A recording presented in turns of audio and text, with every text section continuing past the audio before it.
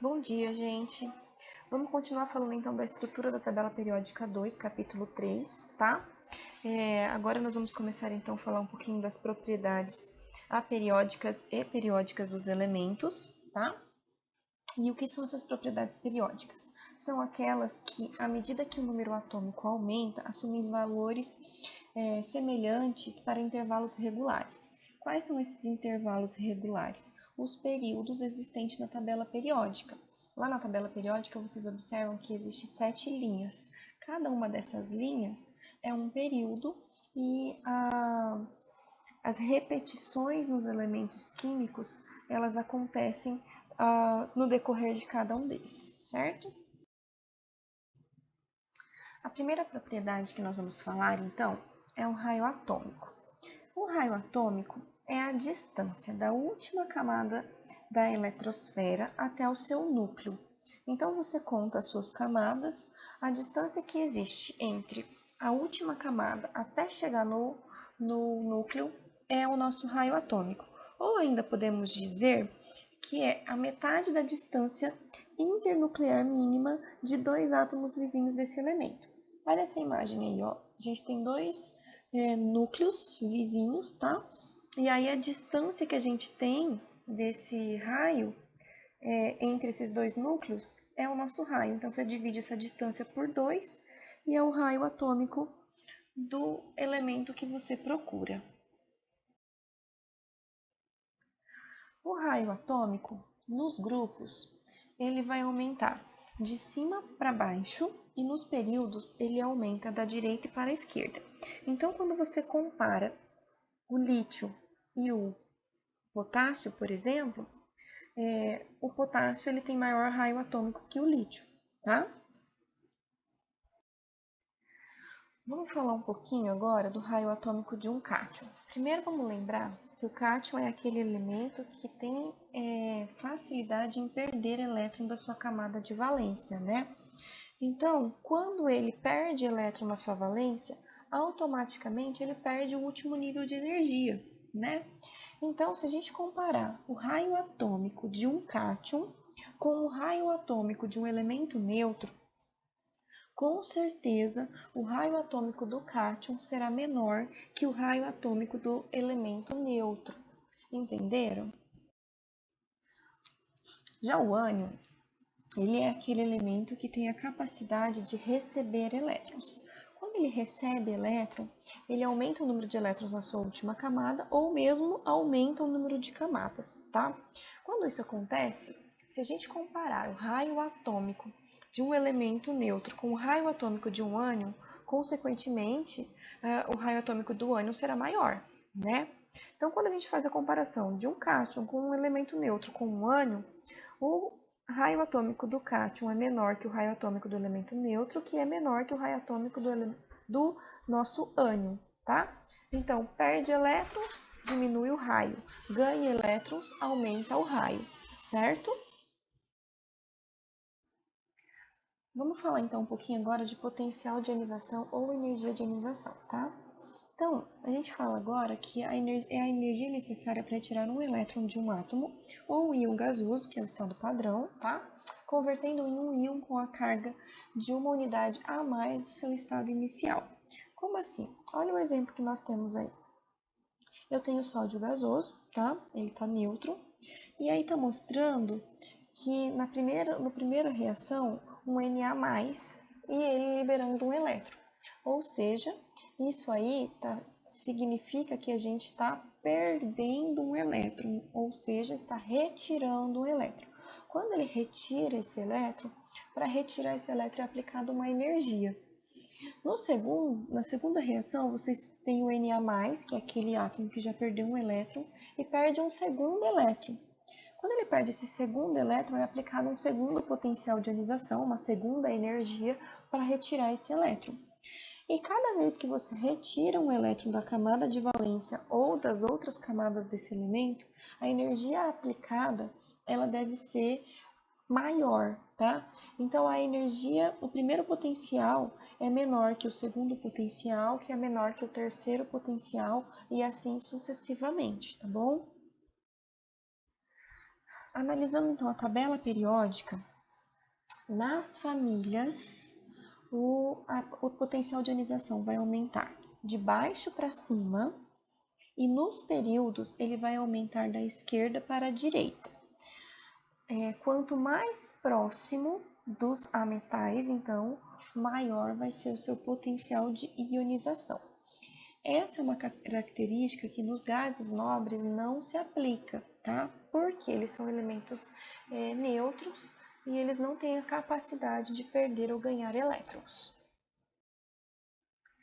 Vamos falar então um pouquinho agora de uma propriedade que é o inverso do potencial de ionização, que é a afinidade eletrônica ou eletroafinidade. Essa é a energia liberada quando um átomo ou íon isolado, sob condições padrão e no estado gasoso, tá? Recebe um elétron em sua camada de valência.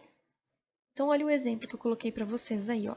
X, que está sendo um elemento neutro, ganhando um elétron. Quando ele ganha esse elétron, ele se torna um ânion, porque ânion tem carga negativa porque recebeu o elétron. E como consequência, ele libera energia. Olha ali a reação de baixo. Um cloro que ganha um elétron se torna o cloro menos 1, então ele se tornou um ânion. Como consequência, ele tem ali uma energia, uma afinidade eletrônica de menos 349 kJ por mol. Isso significa que é uma reação exotérmica, que está liberando energia para o meio, tá? Então, sempre que vocês tiverem reações de eletroafinidade, vocês terão reações exotérmicas, que são reações que liberam energia para o meio, tá? Quando a gente analisa a tabela periódica, então, nos grupos, a eletroafinidade aumenta de baixo para cima, tá? Quando eu falo grupos, são as famílias, tá? São as 18 famílias. E nos períodos, aumenta na sequência da esquerda para a direita, tá? Então, quando você tem, se você comparar o carbono com o flúor ele tem maior eletroafinidade, tá? Agora vamos falar de uma propriedade que é muito utilizada, tá? Essa propriedade vocês têm que saber aí para diversas outras aplicações à química, que é a eletronegatividade ou caráter não metálico. Essa eletronegatividade refere-se à capacidade que um átomo isolado no estado gasoso possui em atrair elétrons para si de outro átomo, quando ambos estiverem ligados. Quando ambos estão ligados, e se ele está atraindo elétrons, a gente está falando de compostos ametálicos, que são os nossos ametais, tá? Então, quanto mais eletronegativo, maior é a capacidade dele atrair elétrons. Então, esse macetezinho que está aí na imagem para vocês é a sequência de maior eletroafinidade, que é muito importante vocês saberem, tá? Então, o hidrogênio, fósforo, carbono, enxofre, iodo, bromo, cloro, nitrogênio, oxigênio e flúor, essa é a sequência em que vai aumentar a eletronegatividade nesses ametais, certo? Gravem essa sequência que ela é muito importante para a vida de vocês. De novo, é importante analisar a tabela periódica, tá? Então, a eletronegatividade ou caráter não metálico nos grupos aumenta de baixo para cima e nos períodos aumenta da direita para a esquerda. Uma coisa que é importante vocês saberem, que o elemento mais eletronegativo existente na tabela periódica é o flúor, tá? Então, o flúor... Bom, eletropositividade. Essa é uma propriedade que é o inverso da eletronegatividade, né? Se uma está refere-se aos compostos não metálicos, aqui a gente pode falar da propriedade de caráter metálico, tá? Então, essa propriedade se refere à capacidade que um átomo tem de perder elétrons, ficando assim carregado eletricamente e passando a partir daí a ser chamado de um cátion, tá? Então, é a capacidade que ele tem de doar esses elétrons. Quanto menos elétrons ele tiver na camada de valência, maior a facilidade de doar esses elétrons. Por isso, a gente fala que é uma característica metálica. A eletropositividade nos grupos vai aumentar de cima para baixo, tá? E nos períodos aumenta da esquerda para a direita. Outra coisa que é importante vocês saberem é que o elemento mais eletropositivo da tabela periódica é o frâncio, tá? Então, ele fica bem ali no finalzinho da primeira coluna da tabela periódica, certo? Então, eletropositividade e eletronegatividade são propriedades que vocês têm que guardar na mente de vocês, porque ela vai aplicar-se a diversas outras partes da química. Última propriedade que nós vamos trabalhar, reatividade química. A reatividade química, na verdade, ela nem é uma propriedade periódica, tá? Mas ela está relacionada à capacidade de perder e de ganhar elétrons. Quando a gente tem essa capacidade de perder e ganhar elétrons, a gente está falando que quem ganha são os metais e quem ganha são os ametais e quem perde são os metais, né?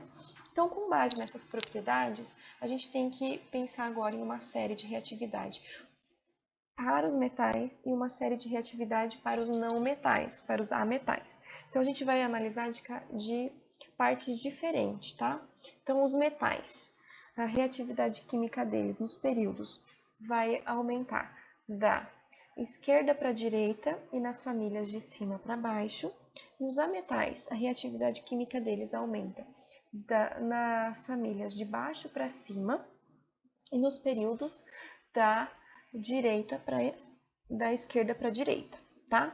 Então, a gente tem a inversão aí de reatividade química. Quanto maior a facilidade de ganhar ou perder elétrons, mais reativo é esse elemento, tá? Outra propriedade que não aplica-se aos gases nobres, porque, de novo falando, eles não têm capacidade de ganhar ou perder elétrons, porque já seguem a regrinha do octeto, estando estável com 8 elétrons na sua valência, certo? Bom, de propriedade periódica é isso que eu tinha para falar para vocês. Espero que vocês tenham compreendido. E aí agora eu quero que vocês façam os exercícios de aplicação dos módulos desse capítulo e assim que terminar vão me enviando para correção. Combinado?